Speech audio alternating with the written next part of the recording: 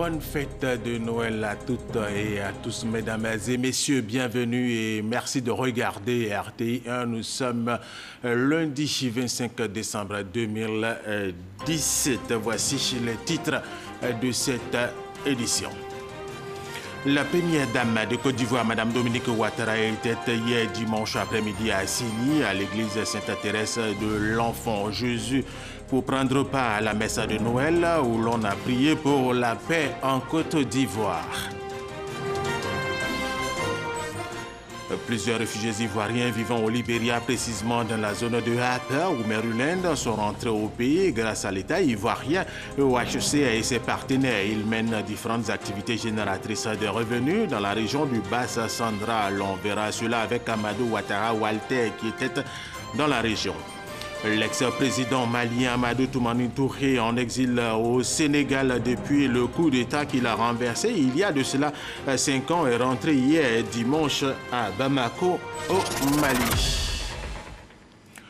À l'instar des chrétiens du monde entier, des chrétiens de Côte d'Ivoire commémorent la naissance de Jésus-Christ, le sauveur de l'humanité. C'est donc Noël, la fête de la nativité chez les fidèles de la paroisse Saint-Jean de Cocody, en communié dans l'allégresse, la venue de l'enfant Jésus. Il y a plus de 2000 ans. Nous y reviendrons justement dans cette édition. Nous vous le disions dans nos titres, la première dame de Côte d'Ivoire, Mme Dominique Ouattara, était hier dimanche après-midi à Signy, à l'église Sainte-Thérèse de l'Enfant Jésus, pour prendre part à la messe de Noël où l'on a prié pour la paix en Côte d'Ivoire. Elle a offert à cette paroisse plus de 5 millions de francs CFA. Témoin pour RTI 1, Jérôme Kofi Aboulin. Regardez. Quand il s'agit de la première dame de Côte d'Ivoire, Dominique Ouattara, on ne peut qu'en être certain. Et ce ne sont pas les fidèles chrétiens de l'église Sainte-Thérèse de l'Enfant Jésus d'Assigny qui vont dire le contraire. Le caractère de son choix, à la fois honorable et salutaire, d'être à leur côté pour la messe de Noël ce dimanche 24 décembre 2017. Une fois de plus, Mme Dominique Ouattara a fait parler son cœur lors de cette communion avec ses hôtes. À son actif, une somme de 5 300 000 francs CFA à la paroisse, une enveloppe spéciale au clergé, au corps préfectoral et à la sécurité. Pour la première dame de Côte d'Ivoire, être à Signy en pareille circonstance, c'est une affaire de famille qui d'ailleurs se passe très bien. Nous venons d'assister à une très belle messe, justement à l'église de Sainte-Thérèse d'Assigny. Et vous savez, Assigny, c'est chez moi. Ça fait 30 ans que j'habite ici. Donc je suis heureuse d'avoir pu cette fois-ci passer la messe de Noël avec vous. Et j'en étais très très heureuse. C'était une belle messe, très très poignante. Et je voudrais souhaiter un très joyeux Noël à tous les Ivoiriens, tous les habitants de Côte d'Ivoire, et leur dire que j'espère qu'ils passeront de très bonnes fêtes. Plus d'1 heure de messe pour cette célébration de la naissance de Jésus-Christ. Messe officiée par l'évêque de Grand-Bassam, Raymond Aoua. Au rendez-vous, chants, louanges et prières, des prières surtout pour une paix durable en Côte d'Ivoire. Jérôme Kofi Aboulin, que nous retrouverons certainement une fois de plus dans cette édition. Le pape François a dénoncé hier dimanche le drame des migrants dans son homélie de la veillée de Noël à la basilique Saint-Pierre à Rome. Il a demandé aux chrétiens catholiques du monde de les soutenir. Il a ainsi appelé à l'hospitalité en évoquant le sort de Marie et de Joseph qui ont dû prendre la fuite suite à un décret romain selon l'Évangile. Et selon lui, dans les pas de Joseph et de Marie se cachent de nombreux pas avec les traces de familles entières qui aujourd'hui se voient obligées de fuir leur pays. Par ailleurs, son message de bénédiction de Noël Obi et Torbi s'est tenu devant des dizaines de milliers de fidèles. Il a demandé que les discussions reprennent autour de Jérusalem, que la paix revienne au Moyen-Orient. Des pèlerins ivoiriens célèbrent le réveillon de Noël à Bethléem, la terre qui a vu naître Jésus-Christ. Et tout un symbole et une grâce pour ces pèlerins ivoiriens qui ont tenu à passer la nativité de Christ en terre sainte. Vénance Herman Agnamien est en Israël pour RTI 1.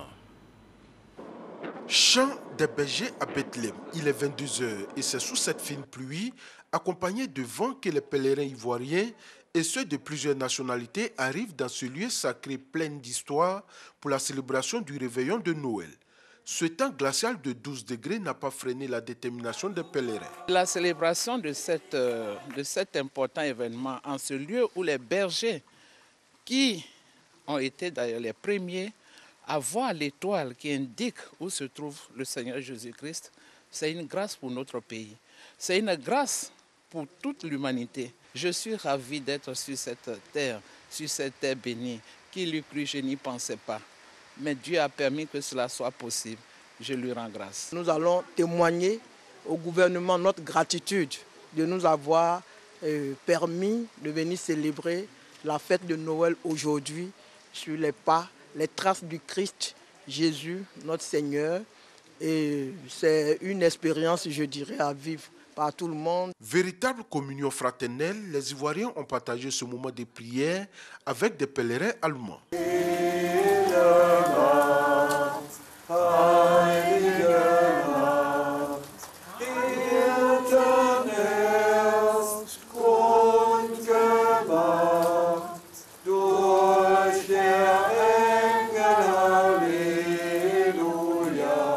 Célébrer le réveillon de Noël en ce lieu sur les terres qui ont vu naître Jésus est une grâce selon le célébrant. C'est une terre vraiment de témoignage, car c'est ici qu'est né le Sauveur Jésus-Christ. Comme le dit donc les évangiles, nous avons vu et nous avons entendu. Nous n'avons même plus besoin du témoignage de qui que ce soit. C'est une véritable bénédiction, c'est un privilège pour nous. Et nous voulons que ceux qui doutent encore reviennent, voilà, à la surface. Ce moment de prière a été l'occasion pour les pèlerins ivoiriens de prier aussi pour la paix et la réconciliation en Côte d'Ivoire.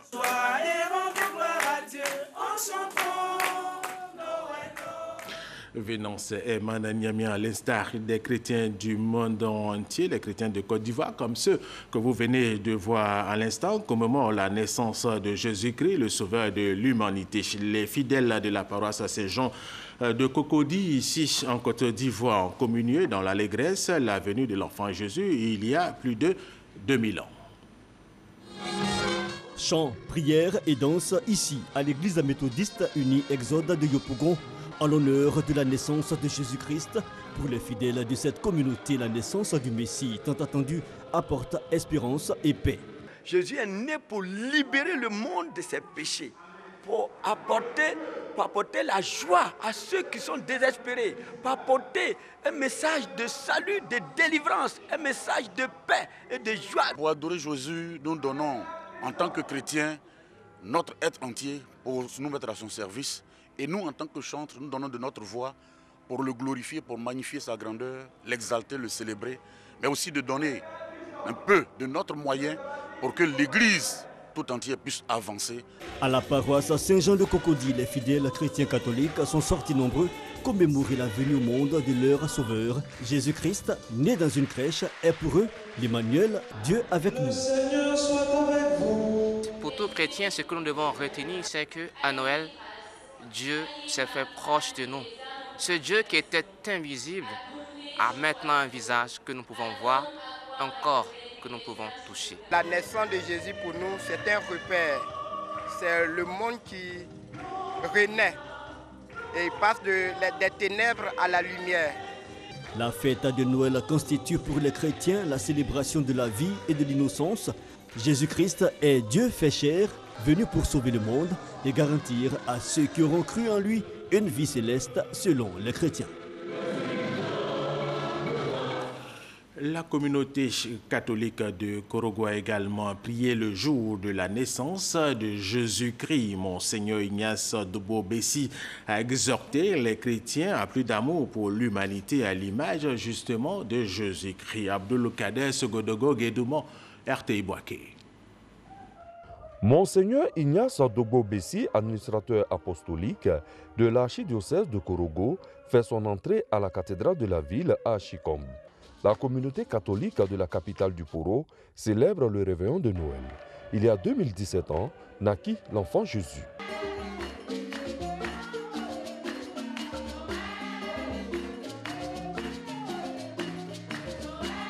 La messe du réveillon de Noël est une occasion de rappeler à tous les chrétiens la mission de Jésus-Christ sur terre, sauver l'humanité.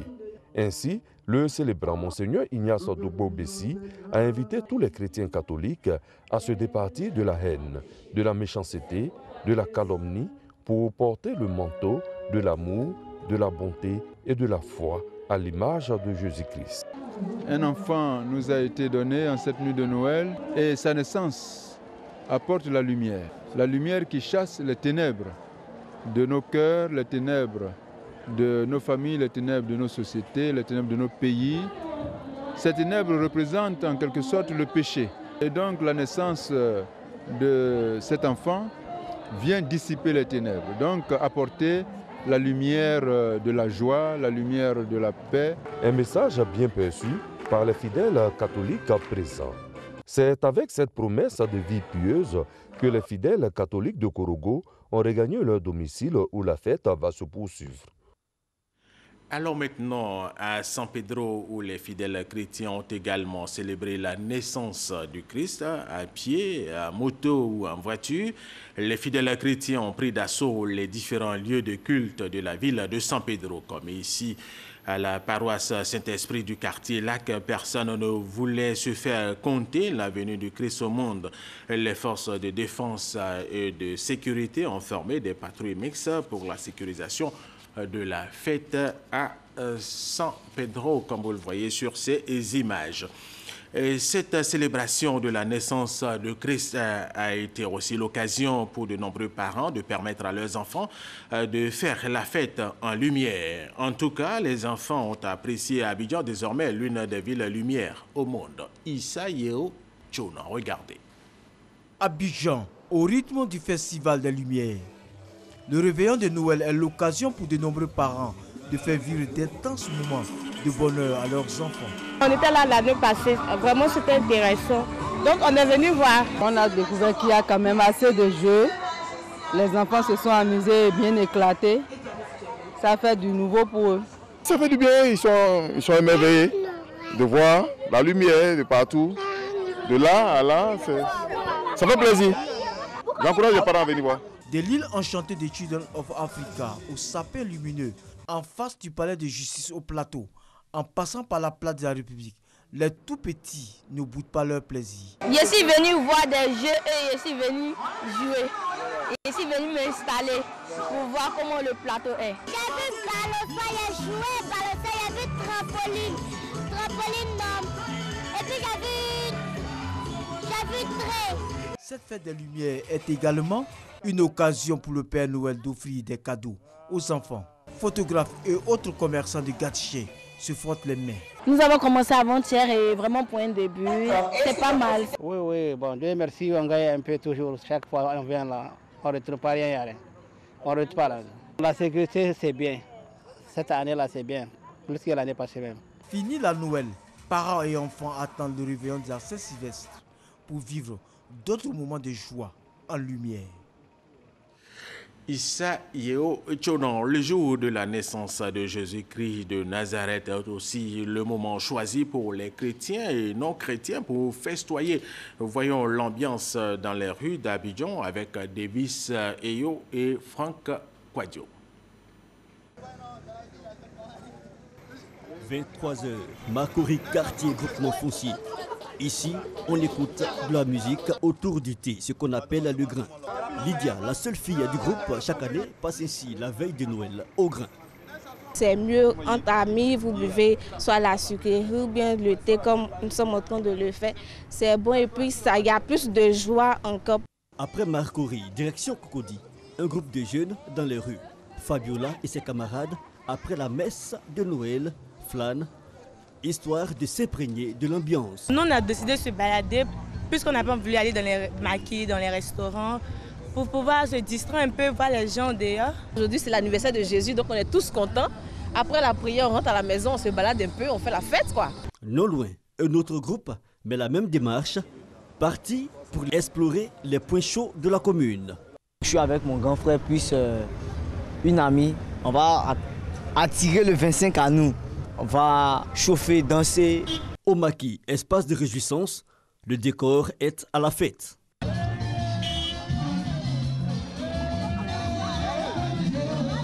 Dans cet espace festif, le disque jockey invite ses clients au voyage à travers plusieurs rythmes explorés, au grand bonheur de nos sœurs.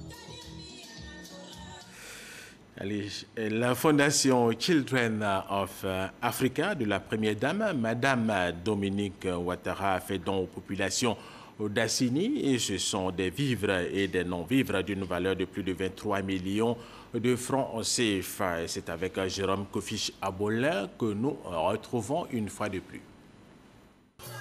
Et de deux, la fondation Children of Africa de la première dame de Côte d'Ivoire, Dominique Ouattara, s'illustre de la plus belle des manières en cette fin d'année 2017 avec des dons aux populations d'Assini ce dimanche.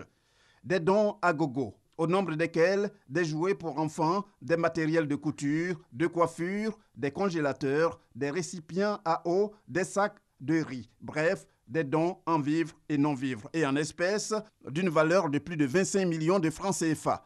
Un cadeau de Noël, fort apprécié à l'occasion de cette cérémonie de remise. Les mots de gratitude à l'endroit de la donatrice, Mme Dominique Ouattara, sont du chef central d'Assini, Bébou Dianzou, de la porte-parole des femmes, Kwasi Bénédicte, du président du conseil régional du Sud Komoué, Aka Aoulé, pour ne citer que ceux-là.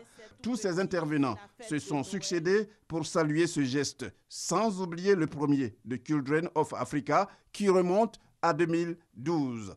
Selon la directrice de la fondation, Nadine Sangaré, représentant Mme Dominique Ouattara, ces présents aux populations d'Assini sont la preuve de l'attachement de la première dame à cette région, à l'instar des autres sur tout le territoire. Outre les allocutions, la remise symbolique des jouets d'enfants et des chèques aux femmes aux bénéficiaires du FAFSI, Fonds d'appui aux femmes de Côte d'Ivoire, a été un autre temps fort de cette cérémonie. Autre sujet dans cette édition, 1000 élèves du primaire, des collèges et des lycées des localités du département de Mbengue ont été récompensés de leurs efforts au cours de ce premier trimestre de l'année scolaire. Ils ont reçu divers cadeaux offerts par le ministre de la Solidarité à travers le Fonds national de solidarité. Eugène Toubé était à Mbengue pour RTI 1. Place Ngolo Fatogman Koulibaly de Mbengue. Atmosphère de fête. Les populations dans toutes leurs composantes s'y sont rendues pour s'associer au bonheur de leurs enfants dont le mérite a été reconnu.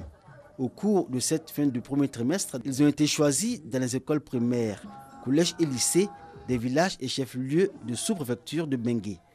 Les 2 premiers de chaque classe dans les écoles primaires et les 5 premiers de classe pour ce qui est des collèges et lycées, soit un total de 1000 récipiendaires.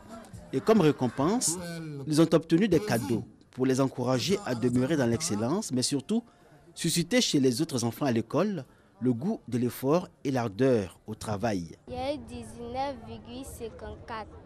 À la maison, je bosse mes leçons. Le lendemain, si on a interrogation, je trouve 18 ou 19. J'ai 15,83 les moyennes. J'ai dit aux parents d'aimer les enfants à l'école, les garçons comme filles. Nous les enfants, nous sommes l'avenir de demain. 15 millions de francs CFA de cadeaux ont été distribués. Le député de Mbengue n'a pas manqué d'indiquer que les cadeaux ont été essentiellement financés par le Fonds national de solidarité. Un événement à institutionnaliser pour la promotion et l'illustration de l'école dans le département de Mbengue. Nous allons faire de telle sorte que on va récompenser les 100 meilleurs 6e du département. Les maternelles, c'est 100%. Tout le monde est premier à la maternelle. Nous sommes pour la culture de l'excellence. Aujourd'hui, l'un des problèmes de notre société, c'est qu'on manque de modèles de repères. Donc ces enfants qui vont servir de modèles vont stimuler les enfants à travailler à l'école. La cérémonie de récompense des meilleurs élèves du département de Mbengue a vite pris l'allure d'une fête de Noël. Ils ne se lasseront pas de raconter ce merveilleux moment dans leurs écoles respectives, une fois de retour des congés de Noël et de Nouvel An.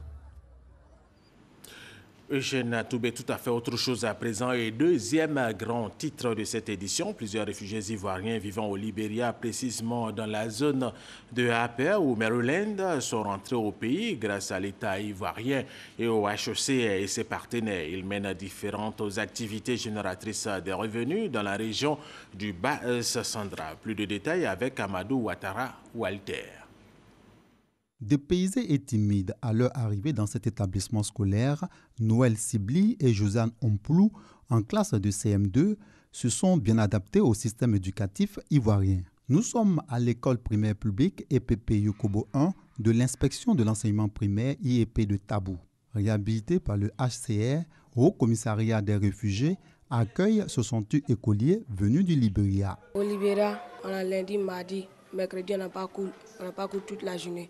On n'a pas de problème avec un de mes camarades. Je suis contente, je suis revenue en Côte d'Ivoire, moi et puis mon père et ma mère, et puis je viens à l'école.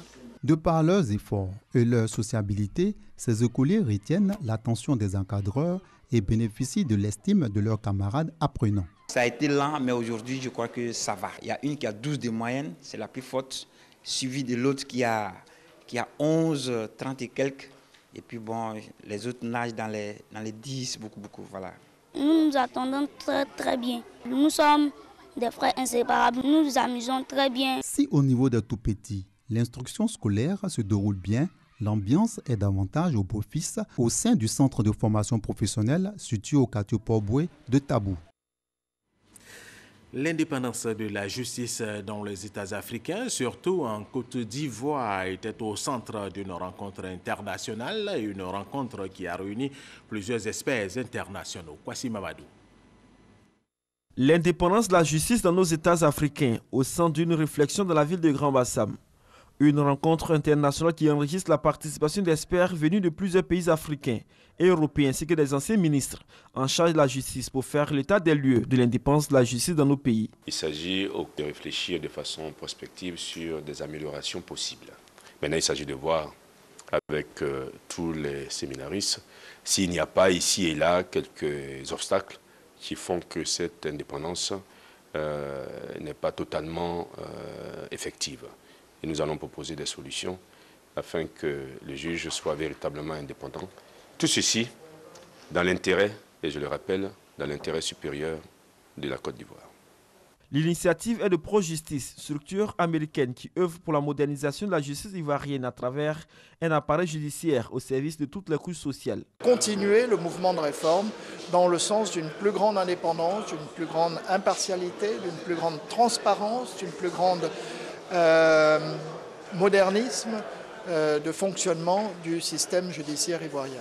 Le ministre des Eaux et Forêts, représentant le garde des Sceaux, ministre de la Justice, a invité les magistrats à plus d'initiatives pour une justice plus indépendante et plus efficace en Afrique. Cette nouvelle constitution-là réaffirme l'indépendance de la justice. Et en tout cas, nous aspirons tous à cette indépendance de la justice. Mais pour cela, il faut que les magistrats eux-mêmes, les juges, soient conscients de l'indépendance qu'ils doivent avoir dans le rendu de la justice et donc les valeurs morales dont ils doivent faire preuve et les règles qu'ils doivent respecter doivent être aussi en permanence à leur esprit pour que cette justice-là que l'on veut indépendante le soit réellement. Cet atelier qui va durer 2 jours permettra aux experts de la Tunisie, du Niger, du Sénégal, de la France et des États-Unis d'Amérique de partager leurs expériences en matière d'indépendance de la justice. Un mot de santé. Le ministère de la Santé et de l'Hygiène publique invite les maires et les conseils régionaux à s'engager dans la préservation de la santé des jeunes et des adolescents. Une rencontre a été organisée justement à ce sujet à Stoutouré. Selon le recensement démographique de 2014, 60% de la population ivoirienne a moins de 25 ans et 42% a moins de 15 ans, ce qui fait de la Côte d'Ivoire un pays à forte démographie jeune. Mais cette jeunesse est souvent vulnérable et soumise à des problèmes de santé de divers ordres. Nous devons nous préoccuper des besoins de santé des adolescents afin de réduire le risque de mortalité et de maladies qui pèsent sur leur vie présente et future. Ils sont exposés aux conséquences néfastes des problèmes de santé. Certains, comme la dépression ou la violence, ont des effets immédiats, tandis que d'autres problèmes, comme les maladies sexuellement transmissibles ou le tabagisme, ont des effets nocifs, voire mortels à moyen et long terme. Les adolescents, particulièrement les filles, sont exposés aux abus sexuels. Cette rencontre a été organisée pour faire bénéficier les adolescents et les jeunes de leur droit à la santé par l'engagement des maires et des conseils régionaux dans leurs localités respectives.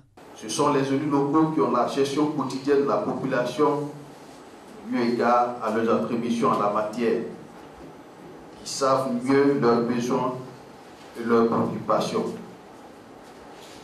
Chers élus, votre engagement, votre disponibilité pour permettre à n'en point douter de rapprocher les centres de santé de la population cible, c'est-à-dire les adolescents et les jeunes.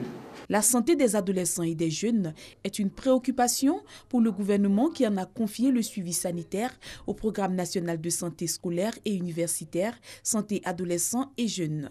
Ce programme a pour mission, entre autres, d'assurer un état de santé compatible avec les bonnes conditions physiques et mentales à tous les adolescents et jeunes scolarisés ou non.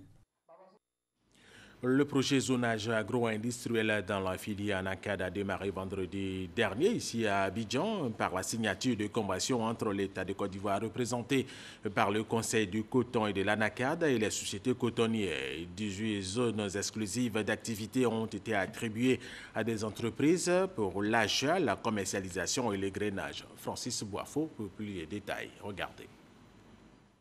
La mise en œuvre du projet de zonage dans la filière coton a démarré avec cette signature de convention entre le Conseil du coton et de l'ANACAD et les sociétés cotonnières.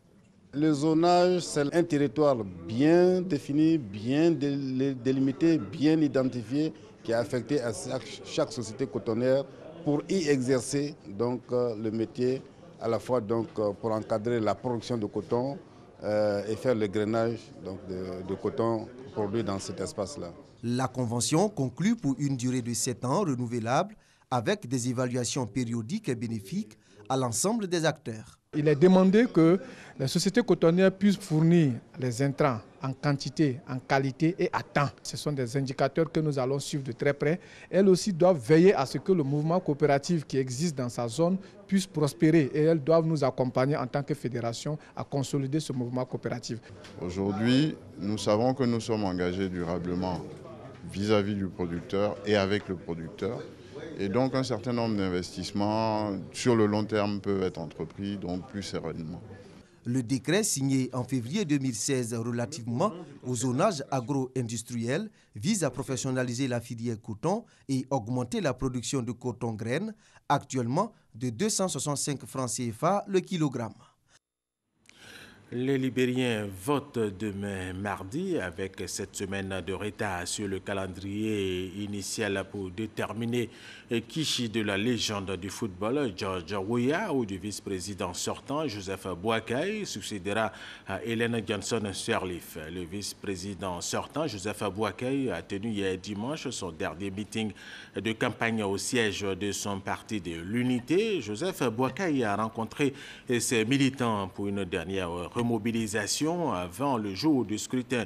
Dans son discours, il a démontré sa volonté de construire le Libéria. Ce meeting a été la clôture d'une série d'activités de la part du vice-président qui a débuté la journée de dimanche par une caravane dans les rues de Monrovia. Nous l'écoutons.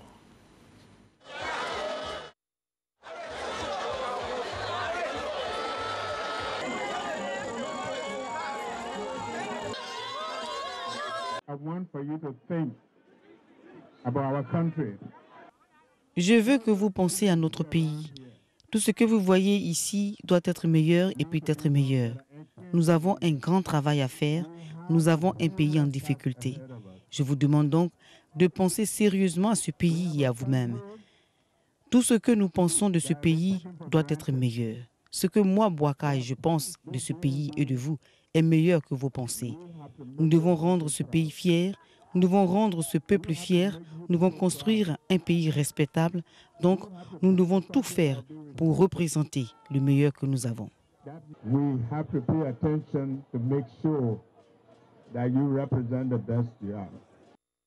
Des propos recueillis par Emmanuela Gabriel Zani, qui est notre envoyé spécial au Libéria pour suivre justement cette élection. Et terminons avec cette information. L'ex-président malien Amadou Toumani Touré, en exil au Sénégal depuis Le coup d'État qu'il a renversé il y a 5 ans est rentré hier dimanche à Bamako, au Mali. Arrivé avec sa famille, Amadou Toumani Touré a été accueilli par le Premier ministre et le ministre de l'Intérieur malien. Il a ensuite déjeuné avec le président malien Ibrahim Boubacar Keïta.